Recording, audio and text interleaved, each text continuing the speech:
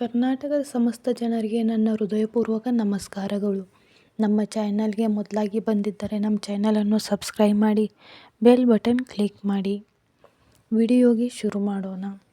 ವಿಷಯ document digitisation.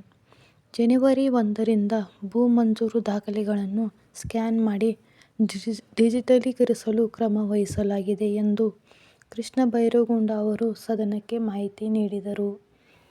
Doddaballapura ಶಾಸಕ ಧೀರಜ್ ಮುನಿರಾಜು ಬಗರ್ ಹುಕುಂ ಯೋಜನೆ ಅಡಿಯಲ್ಲಿ 1999ರಿಂದ 2004ರ ಅವಧಿಯಲ್ಲಿ ಜಮೀನು ಮಂಜೂರು ಮಾಡಲಾಗಿದ್ದರೂ ಸಾಗುವಳಿ ಚೀಟಿ ನೀಡಿಲ್ಲ.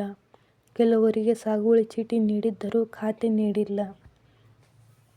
ಅಲ್ಲದೆ ಈ ವರ್ಷದ ಬಗರ್ ಹುಕುಂ ಅಡಿಯಲ್ಲಿ ಸಾವಿರಾರು ರೈತರ ಅರ್ಜಿಗಳನ್ನೇ ವಜಾ ಮಾಡಲಾಗಿದೆ. ಪರಿಣಾಮ ರೈತರು ಸಂಕಟಕ್ಕೆ ಒಳಗಾಗಿದ್ದಾರೆ ಎಂದರು.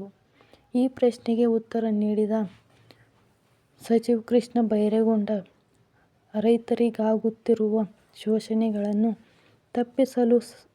ತಪ್ಪಿಸುವ ಸಲುವಾಗಿ ಜನವರಿ 1ರಿಂದ ಈವರೆಗಿನ ಎಲ್ಲ ಭೂ ಮಂಜೂರು ದಾಖಲೆಗಳನ್ನು ಸ್ಕ್ಯಾನ್ ಮಾಡಿ ಡಿಜಿಟಲೀಕರಿಸಲು ಕ್ರಮ ವಹಿಸಲಾಗಿದೆ ಎಂದರು. ಈ ಹಿಂದೆ ನಮೂನೆ 50 ಮತ್ತು 53ರ ಅಡಿ ಭೂ ಮಂಜೂರು ಪಡೆಯದವರು ಸಹ ನಕಲಿ ದಾಖಲೆ ಸೃಷ್ಟಿ ಮಾಡಿದ್ದಾರೆ. ಕೆಲವರು ದಾಖಲೆ ಬಚ್ಚಿಟ್ಟು ರೈತರಿಗೆ ಸಮಸ್ಯೆ ನೀಡುತ್ತಿದ್ದಾರೆ. ಬಗರ್ ಹುಕುಂ ಯೋಜನೆ ಅಡಿಯಲ್ಲಿ ನಿಜವಾಗಿಯೂ ಭೂ ಮಂಜೂರು ಮಾಡಿರುವವರಿಗೆ ದಾಖಲೆ ಇಲ್ಲದಂತಾಗಿದೆ.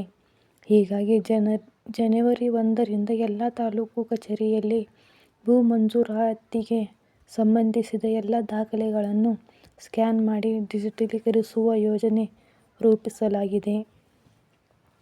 ಭೂ ಮಂಜೂರಾತಿ ದಾಖಲೆಗಳನ್ನು ಡಿಜಿಟಲೀಕರಿಸುವಾಗ ಹಲವು ರೈತರಿಗೆ ಸಂಬಂಧಿಸಿದ ಹಳೆಯ ದಾಖಲೆಗಳು ಲಭ್ಯವಾಗಲಿವೆ. ಇವುಗಳ ಆಧಾರದಲ್ಲಿ ಈ ಹಿಂದೆ ಭೂ ಮಂಜೂರಾಗಿಯೂ ಸಾಗುವಳಿ ಚೀಟಿ ಹಾಗೂ ಖಾತೆ ಪಡೆಯದ ರೈತರಿಗೆ ಸೂಕ್ತ ದಾಖಲೆಗಳನ್ನು ಒದಗಿಸಬಹುದು.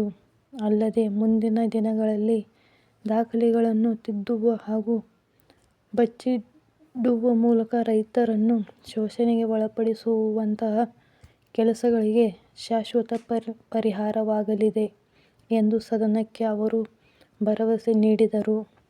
ಇಂಥ ಹಲವು ಯೋಜನೆಗಳ ಮಾಹಿತಿಗಾಗಿ ನಮ್ಮ ಚಾನಲನ್ನು ಸಬ್ಸ್ಕ್ರೈಬ್ ಮಾಡಿ, ಬೆಲ್ ಬಟನ್ ಕ್ಲಿಕ್ ಮಾಡಿ. Thank you for watching.